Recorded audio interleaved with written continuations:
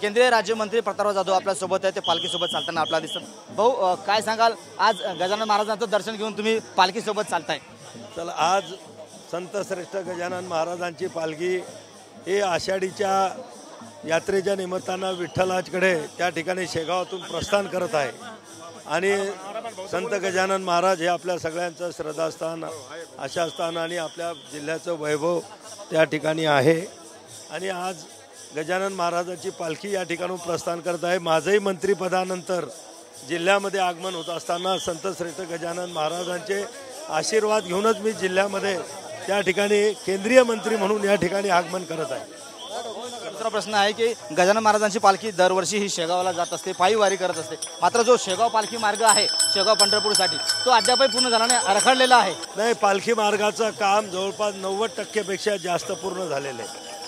आणि निश्चितच आपलं केंद्रातलं NDAचं आपल्या मोदीजींचं सरकार असेल, महाराष्ट्रातलं एकनाथराव शिंदे साहेबांचं सरकार असेल की हे या पालख्या मार्गाच्या सगळ्याच ज्या पालख्या ज्या ठिकाणून पंढरपूरकडे प्रस्थान करतात त्या सगळ्याच रस्त्याची कामं जवळपास पूर्ण होत आलेली आहेत। ओएसिस फर्टिलिटीच्या तज्ञांनी IVF उपचार पद्धतीद्वारे 1 लाखांहून अधिक जोडप्यांना मातृत्व प्राप्तीचा आनंद दिला आहे।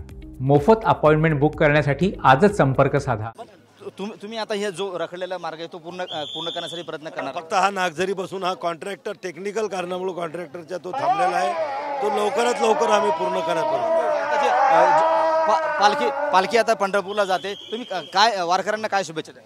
नाही, वारकऱ्यांच्या या यात्रेचा जो प्रवास आहे त्यांचा 30 दिवसाचा जाण्याचा येण्याचा तो संत गजानन महाराजाच्या कृपेनं सुखकर हो, कुठलाही त्रास त्यांना तिथे रस्त्याने होऊ नये अशा प्रकारची मी गजानन चरणी प्रार्थना करतो। तर हे होते केंद्रीय मंत्री प्रतापराव जाधव। कॅमेरामन विकी चव्हाणसह गणेश सोळंकी, TV9 मराठी, शेगाव, बुलढाणा।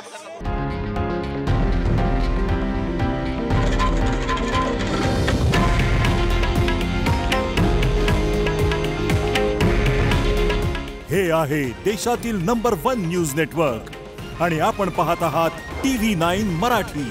काळजी तुमची, हित महाराष्ट्राचं।